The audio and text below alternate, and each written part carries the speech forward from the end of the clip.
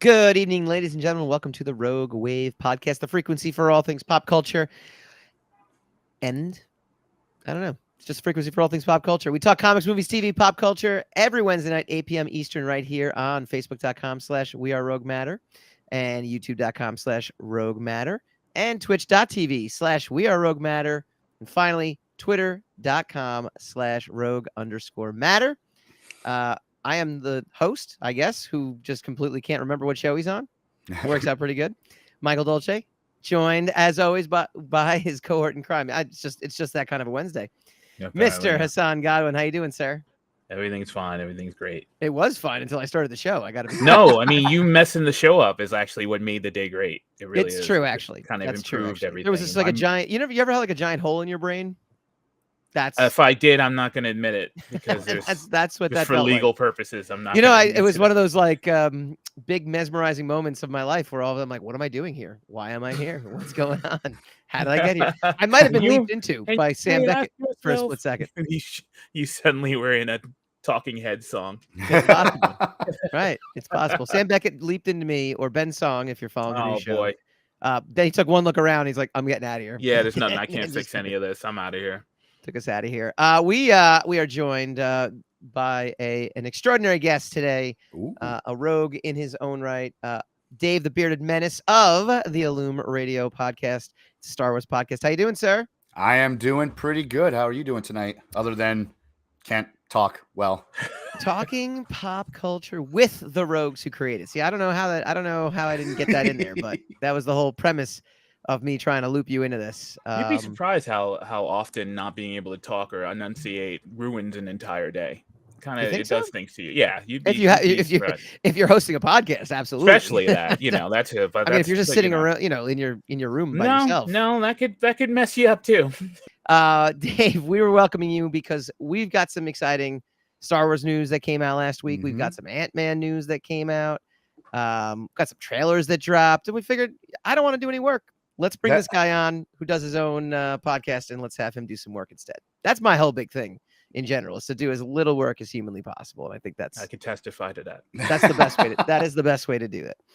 But first, because again, I don't want to talk today. But first, Rogue Matter presents. We actually have some new content on Rogue Matter. I know we were saying everything must go because we are locking it down. Oh, look at that segue.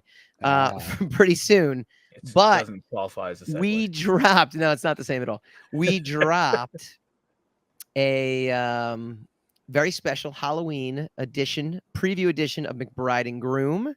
The second issue. It's an 11-page preview. We're going to have Steve Hovecki, creator of McBride and Groom, on next week to do all the work for us as well, too, which is all we can ever ask for. But you can check out the preview issue. It is up right now on RogueMatter.com. Everything on RogueMatter.com through the end of this year is free to read. Go read it, consume it, because it's going to be locked away inside. Some the name of that cover is "This Is Fine." Is that the name of the cover? Do you think that's the name of the cover? This is fine. You know that meme? You know the GIF? See, I still think it's GIF. I don't know anybody who I know people that pronounce it GIF, and I don't. The meme, I don't then like that. You know the meme, right? Yes. Right. Okay, so you know what I'm saying, right? Before you untangle that another joke for nothingness. You know what I'm saying about the image?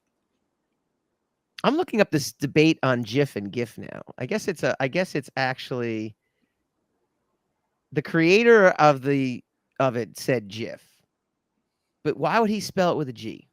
It doesn't make any sense. Not even getting into this argument with you. It doesn't make any sense. Like, why getting into this with you? Why not?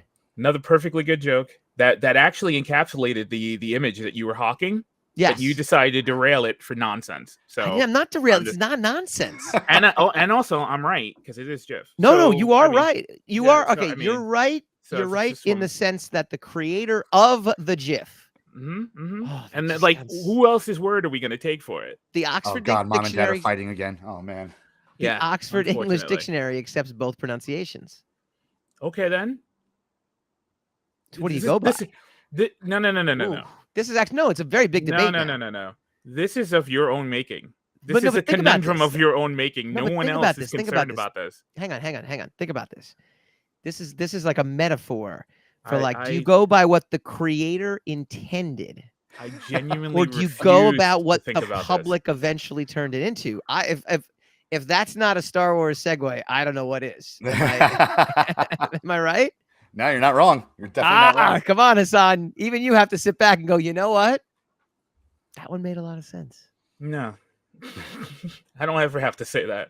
It's in my contract that I never have to say something like that. But you're thinking it right now. You're like, I am not. Wow. You do not. I'm thinking about a ham sandwich. You have no idea what I'm thinking about.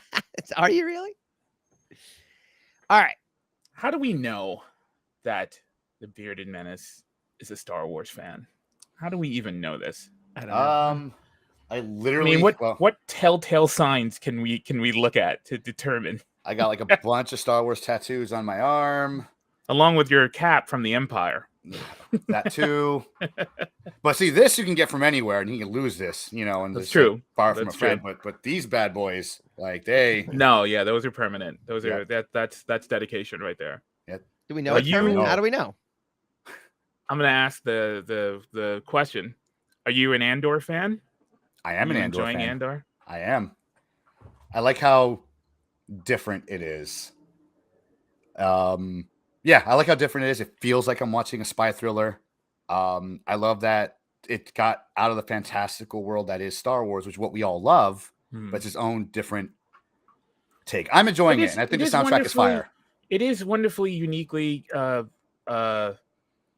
espionage or spy thriller, with the unique caveat that the spy is the only one that doesn't know he's a spy, and he's already in custody. He's already in Imperial custody. So that is pretty, that I think it's more of a testimony to bureaucracy than it is to any spy espionage. It's just how this giant behemoth and how many corners. Yeah, exactly. Like, dude, all they have to do is take his fingerprints and they'll know who he is. Yeah. They'll know who he is. But this is the future. They don't have everything else is more complicated. There's the season. Just fingerprints. Done. All right. We got in America, we'd know he was in jail somewhere by now. But in the galaxy far, far away, now it's going to take 5 or 6 episodes. You had him. Yeah, it's going to be a big deal. Yep. But I enjoy it. I love it. Is it safe to say that it's the most adult, and I don't mean that in like a sexy sense, but like the most adult Star Wars thing they've done, I think, so far? Yes, especially in the first episode. Like, it's not really spoilers, but it's like he literally murders somebody with his bare hands in the first episode, and someone gets like shot in the face pretty much in the first episode. So right, like you know what you're getting into in that very first 10 minutes of the show. Well, I mean, in the first 10 minutes of his appearance in Rogue One, he shot a friend in the back. That's true. So, that's also true. I forgot about that. Yeah. I mean, that's but that doesn't tell you who the character is. He shot a handicapped friend in the back, as a matter of fact. It's very true, actually. And we were like, I might have done that. All of us in the audience, I get that. If I was in a situation I was going to get caught, yeah, probably. Yeah. I mean, he shouldn't have worried. He was only dealing with stormtroopers. They wouldn't have hit him. But no, I know that's not part of the discussion we were having right now, but I am enjoying Andor. It is. Hey, you're doing my work for me. I'm cool with I'm finding it a little weird. How so? Because I think the show is fine. I think the look of the show is amazing. They're putting that volume to amazing work, right? Because everything looks built. Everything. I mean, most of the sets are not built. This is actually a good chunk of it is shot on location. I mean, yes, they are using the volume, but but most of the location shots, most of the interiors are the volume. Most of those, most of those long hallways and enormous rooms that they're. But isn't that what made Star Wars very famous too? Was just how real they made things look that were, I mean, back in the 70s, like puppets were, you believed a puppet was real. You believed the costume was real. You know what I mean? So that's not an issue I'm having with it. I know you don't have an issue with it. I'm saying it kind of brings me back to that feeling of But I mean, all of them kind of have that quality. It's the only one that, in my opinion, that looked a little cheap was Obi-Wan, ironically. Yes. Yeah. But but I've also discovered, excuse me, that I am no longer discerning when it comes to Star Wars content, which is why I don't really comment on it too much. It's like, nah, it's got a lightsaber in it, I'm all right. It's okay. But I'm having issues with the pacing, and I don't think that the pacing is bad. It's just kind of pissing me off, but I don't think it's really poorly paced. It's like it's kind of in the middle, because I'm pretty sure that all 12 episodes have dropped. It's going to be like an intriguing experience. Like the entire journey is going to be an intriguing experience, but it still has that incremental problem where all the episodes don't have 3 acts, so they all feel like they're ending before they've actually established anything or made any kind of statement. So they don't feel like whole bits of story that you're getting. It always feels like you're just getting a fragment of the story, even though it's an hour, even though these are the longest episodes, and this is the longest season that Disney has decided to do of almost any of their shows, including the Marvel shows. 12 whole episodes, and almost all of them are roughly an hour. But it still feels like, just because of the way the stories are being told, those episodes are being put together, it still feels kind of like you're just getting nibbles of it as opposed to what the real story is. And then also, because we're trained to expect all these stories to end within 8 episodes, it feels like to me, it keeps feeling like they're running out of time with all this bureaucratic stuff and all this, all this establishment of world building and whatever. And like, we don't have time for this. Just, get to the point. Something needs to blow up. But it is 12 episodes, so obviously it's going to be something's going to blow up at some point eventually. Again, yeah. It's going to feel so good when it does too. I think that the aesthetic of the original trilogy is probably one of the best aesthetics that they have. Like it's iffy with Solo. I loved Solo though, but just the visuals of it, just the aesthetics of the pre-fall of the Empire aesthetics, are really like even more so than the Mandalorian, than the post-Empire kind of. And they also seem to know, the designers seem to know what to do with the visuals when it's in the Imperial era, as opposed to afterwards, where it's just like, okay, another junkyard, another desert planet, another junkyard, which is a Mandalorian, which I actually don't have a problem with either. And in fact, the Mandalorian episodes that got really intricate and interesting were the episodes when they were dealing with the Empire. Yeah. So it's like when they're giving designers like concepts, and they ask them for ideas, the designers really flourish with the Imperial aesthetic, but they don't really seem to kind of know what to do when there's no giant looming monstrosity kind of thing that's going on there. It's just like with the original trilogy, like they had a clear-cut aesthetic for both the Rebels and both the Empire. The Empire, like you said, clean cut. Every vehicle is from the line. Every vehicle is literally built on the assembly line, and the Empire buys it off the assembly line. Whereas it comes to like the Rebels are literally flying around in hot rods. They're just taped together, pieced together. They're working with what they got. Some of their stuff is probably 10 years old, and it shows. And they knew how to make those two different distinguishable designs. Right. Whereas with the newer stuff, especially the Mandalorian, I think they're trying to, I think what they're going for is the Empire's going to be the Empire no matter what. Whether it's the Empire or the First Order, it's going to look very similar. Right. Whereas New Republic, they're still trying to rebuild, and you could see that in the Mandalorian. They have no idea where they're where the center of what the aesthetic is, what they're even in universe. It seems like they don't know which architecture to emulate when they're trying to build exactly. And the pacing of like Andor, like I think it's purposely made to be annoying and uncomfortable, because the world they're in is very annoying and uncomfortable, and we finally get to see like the bad guys for who they are. Original trilogy, we just heard like the Empire is the Empire because they're bad. We are told they're bad.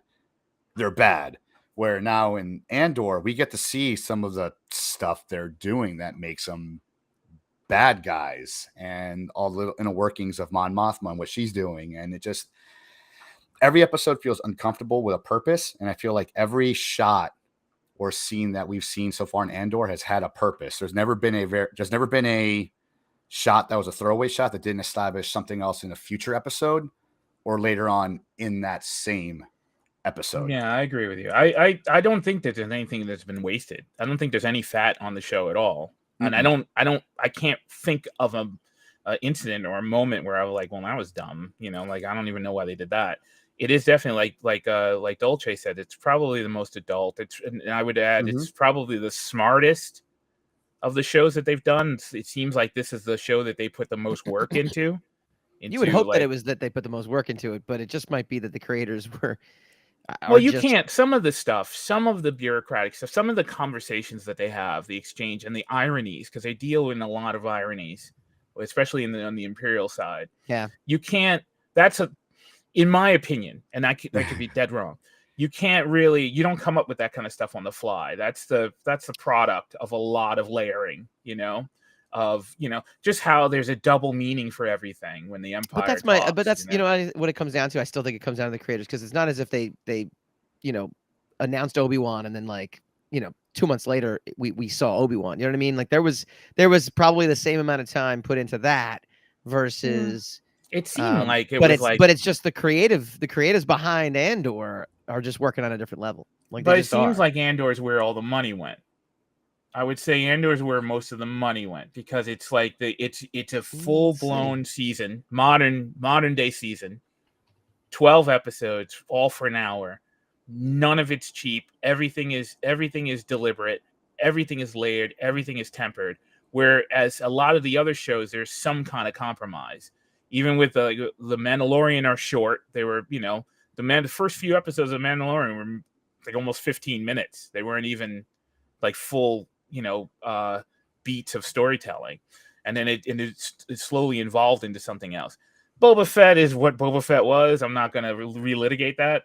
I blame Robert Rodriguez for Boba Fett. I there's too much. It's kind of like arguing what killed Solo at the box office. It's just too many factors to it. But I don't disagree with you. Like it's not me shutting that down. It's just saying it's just too deep a rabbit hole to go into. Yep. And like I said, Obi-Wan kind of looked a little cheap, unfortunately. So wait, so here's now this is clearly a reputable website. It's startfacts.com, spelled STARTE facts.com. So it's got to be right. Got to be legit. This should be the one we're listening to. This is the first thing that pops up when you type in, Andor budget versus Obi-Wan budget, and just how big is Andor budget? And it says, while there is no official data. So even before the show's release, many fans have been noting that Andor looks like it got a budget thrice bigger than Obi-Wan Kenobi.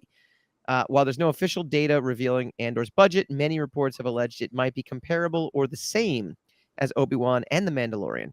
According to comicbook.com, The Mandalorian enjoyed a $120 million budget. Obi-Wan, per LRM Online, cost $150 million. If such suggestions are true, then Andor's budget per episode could be between $15 and $25 million. But the way the TV series looks is not always about the budget, but rather how the money was spent. Showrunner Tony Gilroy told Empire that Andor chose not to rely on the stagecraft technology, opting for old school way of things instead. Yep. So, yeah, I mean, you can't. They didn't build 90% of those sets though, because if you're gonna say that the budget is either the same or comparable or cheaper, then you couldn't get away with building all those sets. You couldn't do it. $15 million to $25 million per episode. You couldn't. I'm telling you, you can't. That would not go far. I don't know. A lot of Andor did use practical effects. I mean, granted, not your more typical stuff, but a lot of it did use like especially like the episode where Cyril Karn, when he arrived to like the spaceport in Coruscant. I think that's actually like a London bus station or something. It's an actual real location. No, I believe that I believe they built sets, but I believe that those sets are heavily enhanced. Oh yeah, yeah. To some extent, and I believe a lot of the sets they reuse are volume, like the set obviously where what's his name is in the is in his bureaucratic hell in that Star that Wars room office space. full of the room full of cubicles, that Yep. hall of cubicles. Yep. That is not a set that they built. You know, there's no way. So I'm sure they built a facade for them to deal with, but I bet you a lot of the aesthetics are digital. You know, that basically built off the George Lucas motif that he put together for Attack of the Clones and Revenge of the Sith. It's just refined to a remarkable degree, so that you can't really tell, or you don't really care, one or the other. But I mean, look, it's supposed to look that way. It could also be that the people, if Obi-Wan's people had the same money, then they just don't know how to use. They don't know how to stretch the money like the people who are doing Andor. I mean, you can see we see that in like a lot of things other than like Star Wars, even anything even in the Marvel universe or anything. It's like you give people the same amount of budget. Mm-hmm. Someone's going to spend that budget way better than someone else and know how to really stretch that dollar or do more creative stuff with that budget. And that could be just that for Andor. Like whether they got the same amount as Obi-Wan or more, they really knew exactly what they had to do to make that money, that dollar stretch as far as it can, which kind of makes me a little worried about some of the new Star Wars movies we might be getting, possibly. Because I'm really enjoying the show aspect of episodic episodes. Star Wars does belong in the theaters, seeing the scroll, seeing all that stuff. It does belong there, but it makes me kind of cautiously optimistic about new movies coming out because Is that a segue? Do I hear a segue?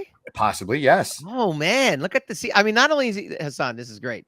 Dave, it's almost like I've done this before. Holy crap! You take over the show. I'm done. It's amazing. I will just sit here and collect the paycheck. I'll just sit there the whole time. But no, that's amazing. Yes, so there are new Star Wars movies coming out, and it's going to be interesting because apparently, from what the initial reports are, that the movies co-written by Damon Lindelof will take place after the events of Rise of Skywalker. If it's not anything a continuation. Is making you nervous, it should be the written by Lindelof line, but okay. It's not a continuation of the Skywalker saga, but characters in the sequel trilogy could make their return to this project. This is an interesting, to me, that the most interesting part about this. I know you have trepidation regarding Lindelof. I know fans in general are going to have trepidation involving, the trilogy itself. But what it's going to do is it's going to shut the door on the notion that the trilogy movies are going to be erased from canon. Because that's been the big outcry, right? I don't think anyone's been given that any genuine thought, though. Oh, like the idea. I've never heard one reputable source say no, of course not. Of course not. The Star Wars trilogy. No, I know a lot source? I know fandom is a but that's not gonna. But you know what? I would say it. Disney hasn't even released the original trilogy. Non-special edition, like the theatrical version. Right. Every theory, everything that's going to like be revolutionized and shake the whole world of Star Wars dumb up has not happened. So I mean, they made something like $7 to $8 billion off of those three movies, regardless of however we feel about them. And I got feelings about them. They're not going to erase them. You know, that's just something we just have to live with. No, but that's my point, though, is that while we've gotten The Mandalorian, which has given us, the return of Luke Skywalker in the form that we remember him, and I think many people would argue the superior form of him. We've got Book of Boba Fett, which again brings back a fan favorite character. We've got Andor that takes place again in between, the prequels and the original trilogy. Same thing with Obi-Wan. We got to see Darth Vader come back, and the actor as well too, obviously. So we've gotten all this stuff, and everyone. None of it has really affected any of the canon of those other three movies, though. No, but the point being, though, is that they have yet to now. I know Rise of Skywalker came out in 2019, right? It's only 3 years later, so there is the time like a issue. decade ago. It does. It does, right? Well, there was a different life, right? Yeah. But here's the thing. Before time. It definitely, at the same time, the stuff that they have rolling out didn't go near those trilogy. If the trilogy was successful, right? If the trilogy was really successful we've talked about this ad nauseum. If they had the correct plan, if the plan was we need to create the next Star Wars for the next generation, right? If that was the mission statement going in, you might argue that it was unsuccessful because they haven't wanted to go near that era. No, that's a slight contradiction, though, because you clearly don't think that the prequels were successful, and there's been tons of supporting material for the prequels. No, but all I'm talking about is the sequel trilogy when in 2015 or 2014. I know, but you're saying if it was considered like a barnstorming hit, like you're saying, then there would have been a whole bunch of supplemental materials to it. There would have been TV shows and follow-ups, and there is an amusement park for it, but I'm saying a lot of people feel that the prequels weren't super successful, and there's a lot of supplemental material for the prequels. Right? It took a long time, though. Yeah, but again, there's really like the prequel trilogy and sequel trilogy have two main differences and two very stark similarities. And the big similarity between the two of them was, and you guys remember, like when the prequel trilogy came out, people effing hated those things. Like legit hate. We loved the characters. We loved Darth Maul, but we didn't like how Darth Maul ate it so quickly in the first in episode 1. So they were like universally hated by the old school fans, unless you were a kid who grew up with that in the movies. That was your first Star Wars you ever saw in the theaters. Flash forward 20 some odd years later, and now most fans, even the fans who hated the prequel trilogy back in the day, look at it back fondly for whatever reason. Even me, like I'm like, oh man, I love Revenge of the Sith. I'll so sit down and watch it. When I first saw it, I was like, I want to go home and like rip my eyes out. And now I look fondly back. Not all of us felt that way, but yes, I understand what you're saying. So the sequel trilogy is very similar. That's why I'm saying the sequel trilogy is not going to go away no matter how much you dislike it, because there's a whole bunch of kids who are going to grow up in like 10, 15 years. You're going to be like, that's my Star Wars. But I do agree with what Mike is saying, though, is that, yes, like some of the content that we have gotten, especially on Disney Plus or even like in movies, takes place in between the sequel and original trilogy. And it just hops around everywhere. You have the Clone War saga. You have Rebels. You have Rogue One. I agree. But I would argue that's more about nostalgia. Them cashing in on nostalgia than it is about them deciding that they don't have a viable genre of their own. But what you're talking about, Hassan, though, you're talking about the eventual nostalgia of the prequels now, which is the reason why it can be deemed successful now. 3 years after the prequels, you got Clone Wars. Like I'm not saying that it's not factual that it took a long time for supplemental material to come out. Like that was, and of course it was owned by a man who was like, I don't care if anybody doesn't like it. This is my Star Wars. Well, ironically, Clone Wars got, tons of positive critical reviews. Yeah, all of them did. Everything. This is the thing. This is the problem. All of these movies are successful, with the exception of Solo. All of them, regardless of what the zeitgeist says. Mm-hmm. Because the zeitgeist and reality are two different things, unfortunately. All of them were successful, including the sequels. So no one's going to erase them. That's just not going to happen. Also, no corporation is going to be like, something we sunk a couple of $1 billion in, we're just going to pretend didn't happen. That would be corporate suicide. That would be financial suicide. So, yes, it's probably prudent for them to stay away from it a little bit, or just try to figure out what to do. Like I said, the biggest problem with the sequels is that they didn't put any effort into world building, anything like that. So there's no visual language of the sequels. There's a visual language to the prequels. There's a visual language to the original trilogy. You know which era you're watching just by what you're looking at. Like there's visually, what the ships from the prequels are. You know what the ships of the original trilogy are. You could see it all. There's a lot of visual language. They didn't bother to establish visual language for the sequels because the sequels were too busy trying to cash in on the nostalgia of the original trilogy. So they wanted the sequels to look like the original trilogy. And that's probably why there's really not much that they can do with the aftermath of the fall of the, No, but it's been interesting Order. that no one right now has wanted to touch that. But now you do have J.J. Abrams, cohort in crime. I mean, Damon Lindelof is a J.J. got J.J. doing it. What's that? And look who you got doing it. But that's but that actually almost makes sense though, because J.J. Abrams was the architect of the sequel trilogy. Damon Lindelof was part of Bad Robot. I mean, that's a J.J. Abrams guy. So I know he's done one thing that I've liked in his entire career. Which one, Watchmen? Look, he's not sorta, yeah. Yeah. So no, was that it though, or that's probably it. I liked Lost. I had no problem with Lost. I know a lot of people didn't like Lost, but I enjoyed it immensely. It's not the concept of Lost is great. The execution of Lost was I enjoyed it too. Is something I had that no you issues can. With it. Yeah, I know. I'm explaining what mine are. The concept is great. The execution is hit or miss.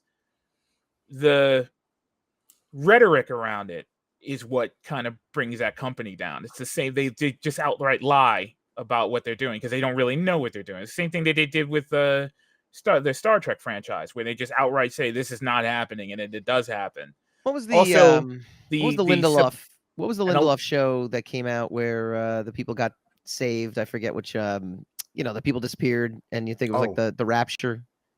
Yeah. The Leftovers. The Leftovers. Yeah. That's supposedly. I didn't watch that, so I can't tell you whether it was good or not. But that was supposedly. I can tell you why there's BS with that.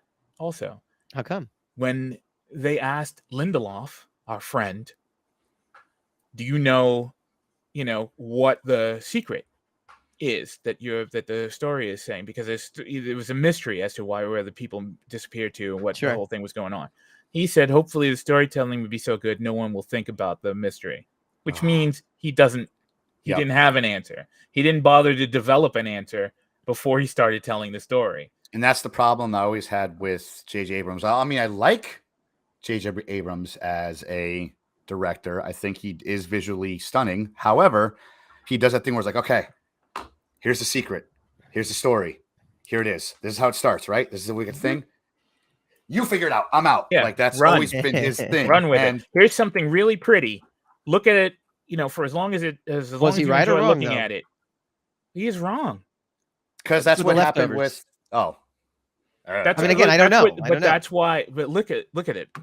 These things are, if we're going back to Zeitgeist though, these things are iconic, but none of them are well received.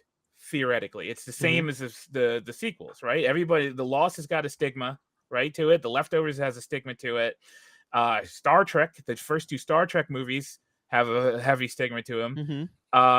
The sequels have stigma to them. So, I mean, ultimately, they know how to play in the visual context of storytelling, but they don't know how to close any deals. Right.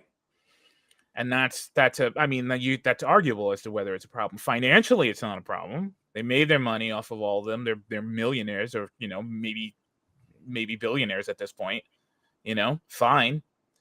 But I mean, the most finished product that Lindelof has ever been involved with was Watchmen. Yes, and that's arguable. The whole thing is arguable. They're mostly into adapting things as opposed to making new things, right? Most of their stuff has been adaptations. Lost is an original thing. Leftovers is an adaptation off of a series of stories, but they didn't give the stories a credit. Star Trek, of course, an adaptation. Star Wars, an adaptation. Watchmen adaptation. So what's one of the most disappointing Lindelof films? And I got to tell you, the most disappointing. Each one? No. No, I disagree. No, you Because do. I mean, what a solid like ensemble plus director is Cowboys and Aliens. Ugh. I have Okay. never seen that. I've heard so much about it, but I've never seen it. It is a high concept that with an amazing cast. You have Daniel Craig and Harrison Ford plus Olivia Wilde. You have Jon Favreau directed it.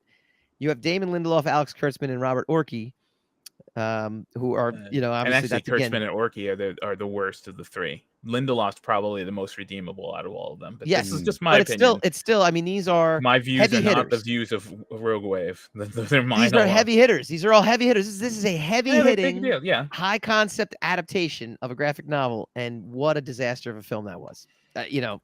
That's what I'm saying. It's like they get all the tools, all the toys from the playground, all the rich toys because they're rich kids, right? But they don't know how to play. It doesn't seem like they know how to play. It doesn't seem like they know how to do something that's like compare if you want to, and this is really stupid to do anyway, so you shouldn't. But I mean, you compare the sequels to say like Peter Jackson's movies, you know. There's Peter Jackson's movies, whether you like them or not, are going to go down as a successful, not only as it's financially successful, but the genre is successful. That's kind of spurs like goodwill towards it. So much so that it's upending and causing hate to go to the to the TV show that they've developed for it, right? The sequels don't have that goodwill. Now, that's not a lot of that. There's a lot of, extenuating circumstances to that. But most of it is just not being prepared. You can't just come lightly into something that's a 40-year-old franchise that's got layers and that's got books and, hundreds of books and like hundreds of thousands of man hours of like entertainment and watching and theorizing or whatever. And just video be games, like, let's not forget those. Yeah, and video, absolutely. And then, like, just make it look like Star Wars. Just put TIE fighters and X-wings in here's why I play devil's advocate a little bit. And we'll be great. Here's why I play devil's advocate like a little bit. So I agree with you 100% that they were basically trying to sell nostalgia in a bottle. However, I feel like they're only trying to sell nostalgia in a bottle in the first movie, The Force Awakens.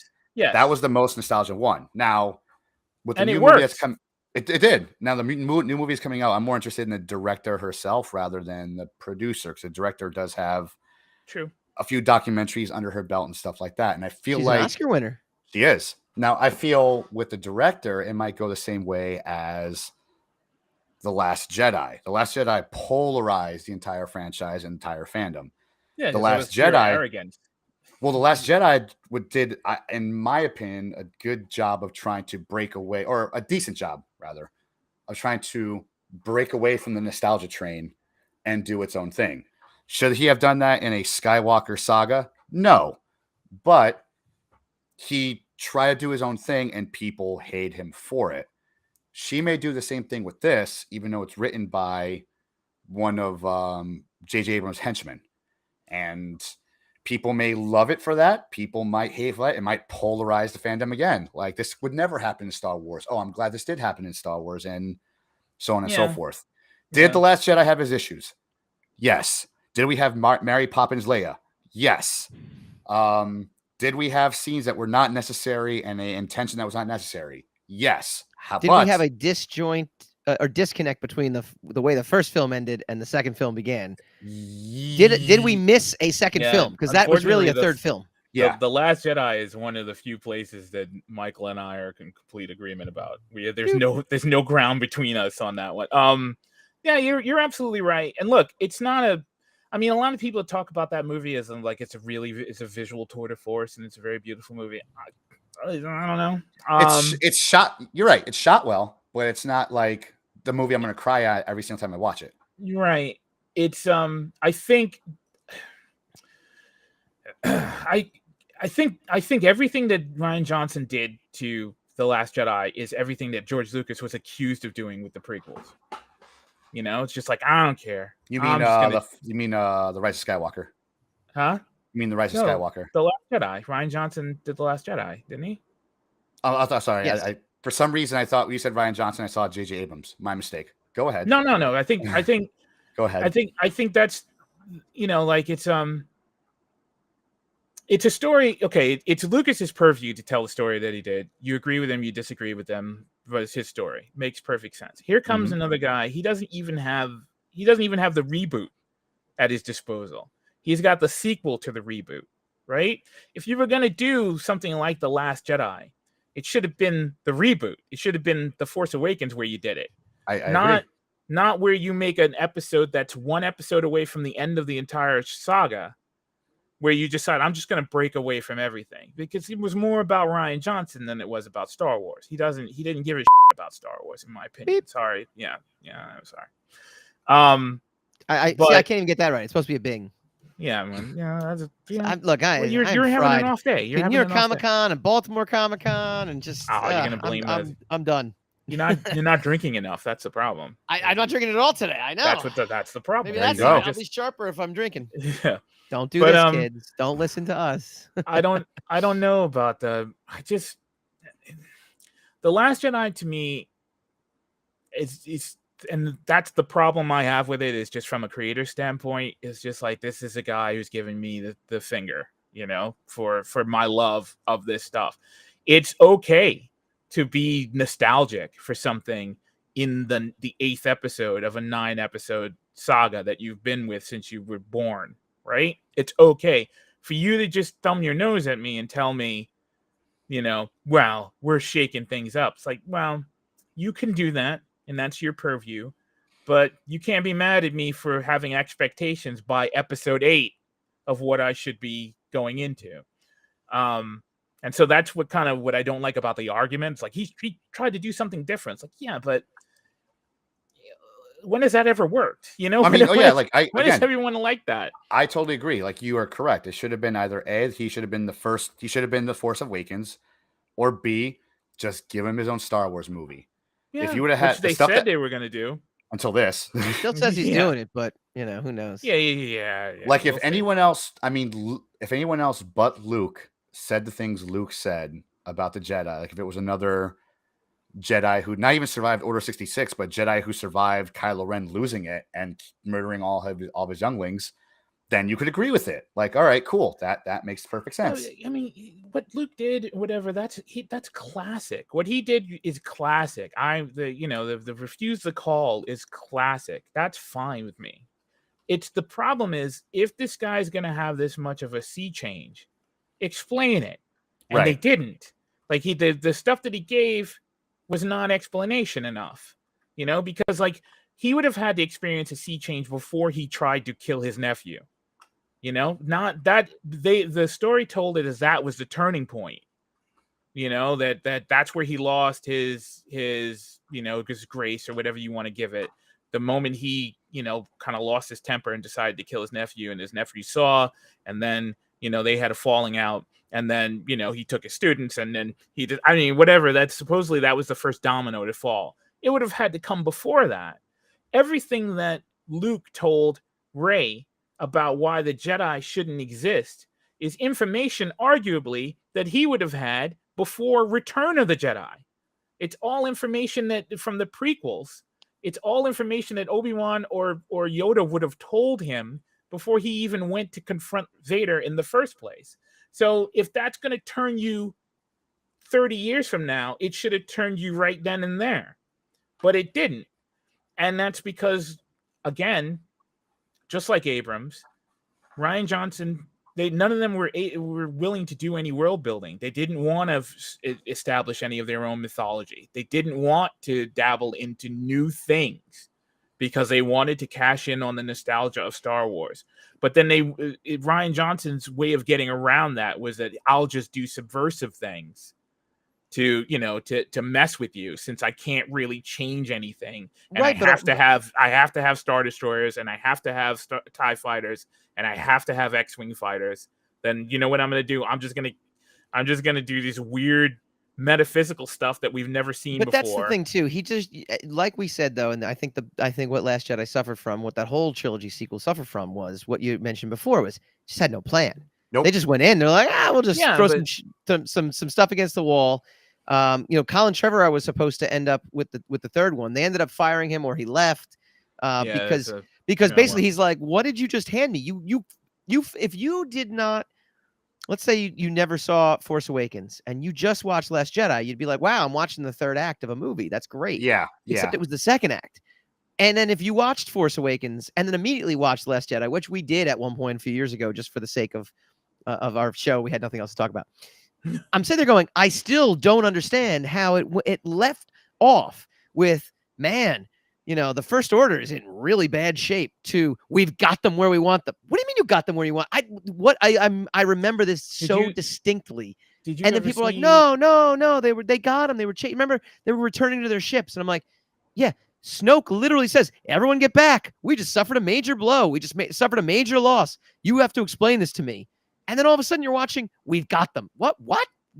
Where did I miss that? Did you ever see movie? The movie Great Balls of Fire with Dennis Quaid? It's about Jerry Lee Lewis. Long time ago. Yeah.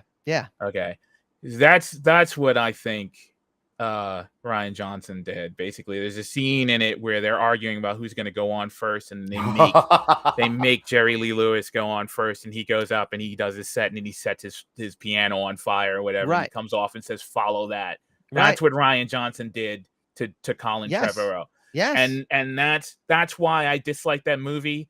It's not because it's trying anything new or trying to do, because it's not really. It doesn't do anything new.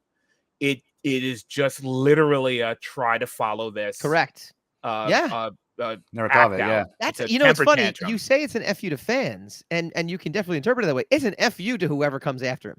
Well, I mean, that's the fans really are the what ones it who is. get regardless, you know?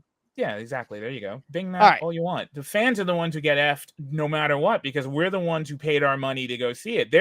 All of these yahoos got paid to do this. We're the only ones who paid our money to see this stuff, and it's whatever. But what do you guys think? Chime in on the Facebook feed. Chime in on the YouTube feed. We will comment all week long. We will do all kinds of great things. All right, coming up next, lightning round all around the rogue. We've got some trailers that came out, plus a certain Man of Steel is returning.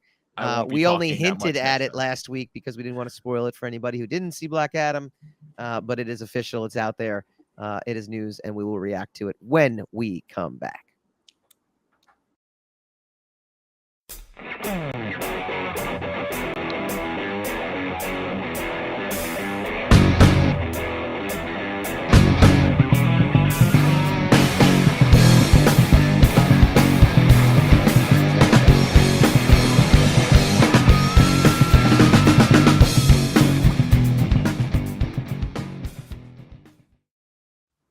Welcome back to the Rogue Wave podcast, joined by Dave the Bearded Menace of Ilum Radio podcast, of the Ilum Radio podcast. Now, tell us real quick about the Ilum Radio podcast, Dave, and then we're going to jump into All Around the Rogue. Yeah, sure. So, like Ilum Radio, we are on YouTube. We basically talk about Star Wars stuff. Right now, we're talking about Andor episode by episode. And you can find us on YouTube, Ilum Radio, ILUM Radio. You can find us on Twitter at Ilum Radio. You can find us on Instagram at Ilum Radio, TikTok, I guess. And yeah, all we do is talk about Star Wars. We're very fan positive, if that makes sense. Yeah, we're very Star Warsy. I'm the only neckbeard on there, and I will have my neckbeard moments, and then I just fly away. And so you mean you basically, by fan positive, you mean you're a we love Star Wars cast that you're saying. We love Star Wars, but we still critique it. Okay. We don't hate on it as like and get angry and scream at like stuff. Well, yeah. Critiquing is fine. That's awesome. And yeah, I vouch for his bona fides. You know? I totally vouch for his bona fides. I still think those are rub-on tattoos. Yeah, exactly. At the New York Comic Con. Hasn't washed since then. Yeah, that's nice. All right. Fits a lot of stuff going on. We go all around the rogue, telling you all of the cool things that are happening in and around pop culture. Rogue stories for sure. We had a trailer drop today, which was Avatar 2. Can someone please remind me what happened in the first Avatar? How is the first Avatar like the #1 grossing movie of all time? First of all, it was 11 years ago, and we're still talking about it. That's probably why. No, so John Smith comes to the New World and meets Pocahontas, and the English come in and they well, I thought it was Dances with Wolves. I thought that was John Dunbar. I remember. So you know what the biggest thing for me was the 3D. I remember going there being like, wow, this is, again, James Cameron. It was a fine movie. I don't remember it being bad. I enjoyed it. I had no problems with it. But isn't it, I guess, because we're looking at this new trailer and she's pregnant, and I'm sitting there going like, isn't this like a virtual world? Don't they live in a Well, virtual it's world? I think it's one of the first movies that was just a visual, feast. Yeah. And it was sold on the fact that it was a visual, Right. master, and it's a breakthrough. I mean, because it, has been said, the story is not an original story by any stretch of the imagination. This is like a Mark Zuckerberg like wet dream, isn't it? Right? Like, because that's what he wants. Like, he wants to create the metaverse, and this is essentially what that is. Like, I don't know if he pulled this off, I wouldn't have anything negative to say about it. I'd go there for for a weekend. But I'm gonna have to brush up on Avatar. It's basically that these people are in this. On this planet, trying to mine this ore that's, and what conglomerate owns Avatar? Is it Disney? They do now, I think. Yeah, they own Fox, right? So, all right, I can watch this on Disney. Yeah, because Avatar is on Disney Plus. Yeah, I'm gonna have to go. All right, I'm gonna have to get myself. I enjoyed it. I was a fan of Avatar. Yeah, I didn't have an issue with it. No, I didn't. Well, here's the thing about the original Avatar, and I think this is what the sequel is probably gonna like get hurt a little bit. When this first came out, and you guys hit it on the head, visually stunning. Now it's still visually stunning, but you have other movies out now or older, like Ready Player One. That was pretty much almost all CG except for live action, and that looked really stunning. Like, I don't know if this has to be much more story driven, in my opinion, than just CG. Because in the first movie, it was CG. Aaron clarified for it. It's the blue people were real, but the Avatar was the miners infiltrating their culture. So I remember they could go into the bodies. That's what an Avatar is. So they. But I mean, look, I'm not going to bet against Cameron. That's the only thing I say. I'm not. I have the same. I've got the same misgivings. Like, I've got the same. I have the same attitude about, like, it's got to be more than just visuals. It's just that I just don't bet against James Cameron. No, I could be wrong. Do well. It's going to do great. I know it's got its endings. I don't know if it's going to do well. My point is mostly, I don't think I'm going to not have a good time. The state of the theater industry right now. This is as metaphorically on point of a softball as you can get, like, or a layup, or whatever sports analogy you want to use. It's got to compete with the Black Panther. So but Black Panther comes out November 11th. I mean, it'll be on Disney Plus by the time Avatar comes out a month later. Theoretically, and Black Panther may not be. Black Panther's going to be. That's going to be. I don't know. Everyone's saying it's a sad movie. I don't know if anybody's going to want to run to a sad movie during the holiday season. So again, tentpole. That's all they need. Just need a tentpole. Anything with a tentpole, and you got it. I'm open to all possibilities, but I do agree that it has to be more than just a CG visual eye fest. But I just have a little. I'm giving undue faith to the creator. No, it's due. But that's all I'm. It's due. Because I mean, everybody. I just remember how he got roasted. Yeah. For the Titanic. And everyone's like, we know how it ends. This is going to be nothing. And it turned out to be the biggest movie. Yeah. So, of all things, James Cameron has never made a movie that didn't do well. Right. Well, The Abyss sort of didn't do what he wanted it to do. Fair enough. Yes. And The Abyss is a fantastic. I would say he's never made a bad movie. Yeah, I've never seen a bad, and I think the closest to a perfect movie that I've ever seen is Aliens. The extended version of Alien. And we need Jenna Shaw to be a Ripley at some point. She'd be fantastic at it. That was her goal as a little girl, was to be Ripley. Previous guest from last week. All right, Ant-Man 3 dropped their trailer. Quantumania, Ant-Man and Wasp. Seems nice. Paul Rudd is an interesting, because he's just like so affable and so lovable. He also, I don't know, him and Tom Cruise go to the same like mad scientist, whatever, because he's 53, I think, or 54 now at some point. Yeah. I mean, he's something ridiculous that we could just hope to, look like Paul Rudd when we get to that age. I'm looking up his age right now. 53. Unbelievable. Very good job. Very good genes. This is what I liked about this one trailer, though. is it actually provided an adequate setup without giving away too much to me, as opposed to many trailers that I watch now where it's like, oh my God. And then as opposed to Marvel trailers, which doesn't want to give you any information, it tries to give you nothing and just kind of lures you in by saying like, I'm Marvel, you should come see me. This to me actually, it's so divergent from what we've seen from Marvel, I think also with the exception of maybe Loki at this point, where we're really diving into these other worlds. Because even Doctor Strange, where you're going through the multiverse, I feel like you barely go through the multiverse. Here, I feel like they're kind of building this pocket universe that I'm sure it has some sort of foundation in the comics, but it was never, the quantum realm is not something that was a big like Marvel comic storyline staple from like the 80s, 90s, or 2000s. If it's something that maybe in the last 10 years they've done, hasn't resonated within the comics community to the point where we're actually seeing something kind of new and different here. That's strictly Marvel, strictly MCU, I mean, versus like, comics based. But I could be wrong. But again, am I wrong, Hassan? Is the quantum realm did I miss that storyline from the 70s? No, I mean, there's no wrong. I mean, it's just, you're just, that's your perspective on it. The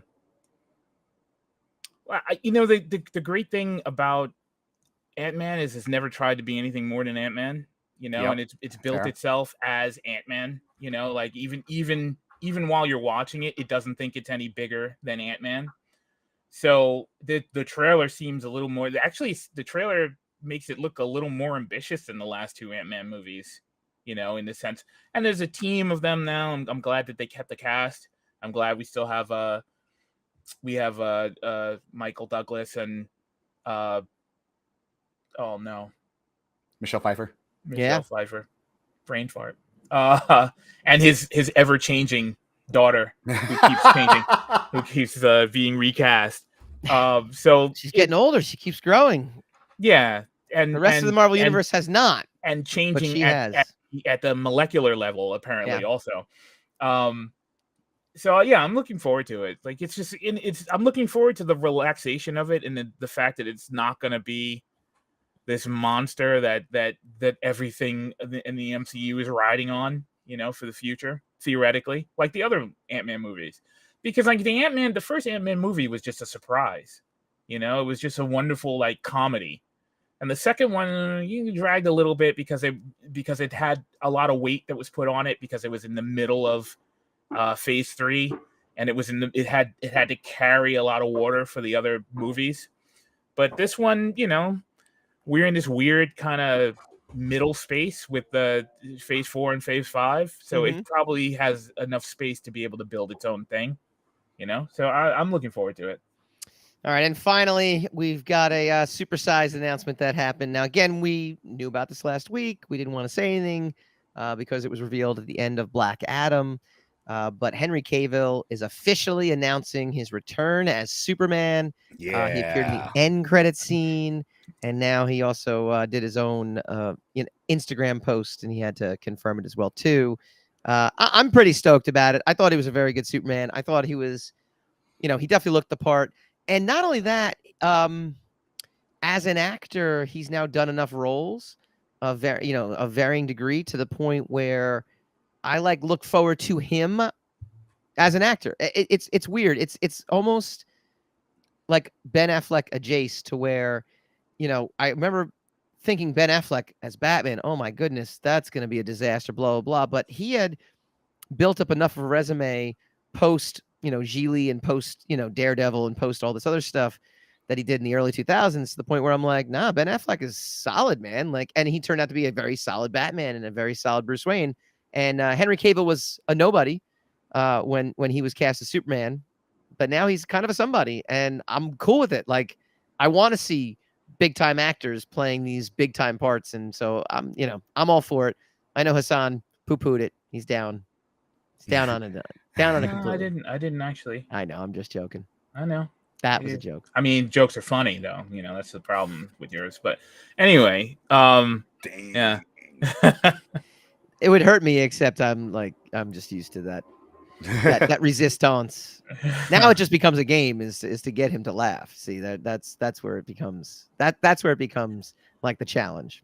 Henry Cavill said that this movie would be imminently more lighthearted and fun. So we'll see. Here's the problem. Not the problem with him or anything else like that. Superman doesn't really do fun. Like Superman Returns was kind of a lighthearted, like, oh, Superman's back and he saved a plane from falling out of the sky, and like, okay, Lex Luthor's got a land scheme. It when you don't do big things with Superman, you're kind of just like, all right, well, I guess stuck. Yeah. So I'm sure it'll be amusing. They have their work cut out for them. They're probably not going to get away from the stigma of the Snyderverse, which I do not dislike. I didn't dislike the Snyderverse. I do understand it's a very subversive aesthetic for these movies. I do understand it's left a lot of baggage lying on the floor, but I don't think they're going to be able to easily get away from it. And the other thing is they're going to unfairly be compared to it. Whatever they do, it's going to unfairly be compared to the Snyderverse, and then it's just going to start that resurgence of continue the Snyderverse, or release Snyder Cut. Stuff. So I'm not looking forward to all that. I don't think he's got anything else. I mean, I think he released everything. And 4 hours later, yeah, no, right? But I mean, they want the Snyderverse reestablished, where we're going to get the entire finished vision with all the other movies or whatever, and that's not going to happen. It's just because also that company's changed executives hands like 3 or 4 times, and everybody who's bought that company says we're not doing it. So well, I mean, not only because happen. They also realize like the people, like there's reports now from reputable sources that are like they are so pissed. Like the executives are so pissed they ended up getting bamboozled by Twitter, because they're like, wow, this thing was really not worth the effort that that they ended up going through. It's what maybe so money wise, but look, it's still a better end to the DCEU than the Justice League. Yeah, that I can agree. Which was just completely tonally, amorphous and completely nonsense. So I was surprised by the Snyderverse version of Justice League. Not saying that it was a super better movie, but I was just surprised at how much more to the movie there was than what we got with the Justice League, with Joss Whedon's Justice League. I mean, it is Cyborg pretty good justice in the like really good justice, surprisingly. And Darkseid they did him comparable to Thanos. He could have been their Thanos if they wanted to. The ingredients were there for them to do that. Of course, it's a ripoff. And that's what I'm worried and nervous about. It's not to cut you off. I apologize, but I'm worried about Henry Cavill. Don't ever apologize for that. So I love Henry Cavill as Superman. He is fantastic. He looks at Henry Cavill is the king of the nerds, but okay. What worries me about Henry Cavill coming back or any of this whatsoever is just the DC universe, or the cinematic universe of DC. They still don't know what they want to do. And it's awesome. James Gunn is taking stuff over. Black Adam's just confusing everything all over again. Like when Black Adam was first announced and released, I'm like, oh crap, that Black Adam could have been their Thanos or their like saga. Like all these heroes trying to defeat Black Adam, nobody can. We need Superman to defeat Black Adam. He's the only one who can do it. Like that would have been pretty fantastic. They could have had think about when Man of Steel came out. And now Black Adam, and how many DC movies have dropped? Not many, as compared to the MCU between Iron Man and Endgame. There's no contest. It's no contest. And that's where I get nervous. I want to see him back. I love that he's back, but it's still the DC universe. It's still the DC cinematic universe. It's still them. Yeah, it's like what you're saying with Star Wars. It's not the movies or the stories that are the problem. It's the people behind everything that are the problem that we worry about. So I agree. I don't really. I mean, I get people being upset about the loss of The Witcher. You know, I get it because I enjoyed The Witcher. I even enjoyed most of season 2. But I mean, I don't think it's anything to blame DC for. The fact that Henry Cavill's gonna leave The Witcher anyway. He was saying, like, he did not like where the writers are going with it. They were getting too much away from the original source material.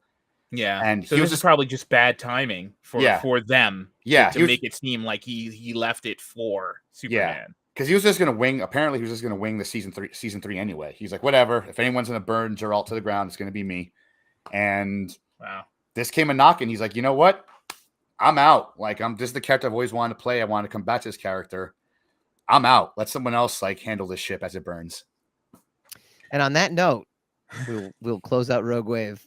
Dave, thank you so much for joining us. No problem. Tell the folks out there where they can find you again. You can find me on Ilum Radio on YouTube. You can find us on Twitter at Ilum Radio. You can find us also on Instagram at Ilum Radio. TikTok, I guess. I say with such disdain. If you guys malware, TikTok is malware. Yep. If you guys want to find me personally, you can find me on Twitter at DAVE THE BEARDED MENACE. Dave the Bearded Menace was already taken. That guy posts nothing whatsoever. You can find me on Instagram at Dave the Bearded Menace. And if you want to hang out with me live, sometimes I stream on twitch.tv/Dave the Bearded Menace, 9 p.m. Eastern on Tuesdays and Thursdays. Just come in and call me pretty. And you can catch us every week right here, every Wednesday live, and we'll be replaying all week long as well, too. We got McBride and Groom creator Steve Ovecki is going to join us next week. And then the following week, we got Black Panther, Wakanda Forever. So we've got a busy Rogue Wave calendar coming up. We will see you guys next week.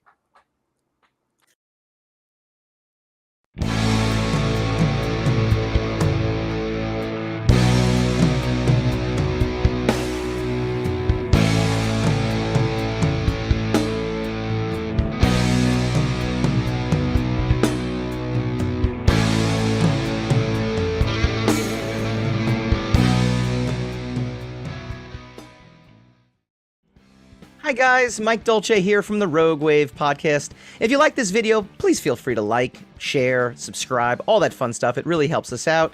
Leave a comment, let us know what you'd like to see in future episodes, and tune in every Wednesday night, 8 p.m. Eastern for a brand new episode of the Rogue Wave podcast.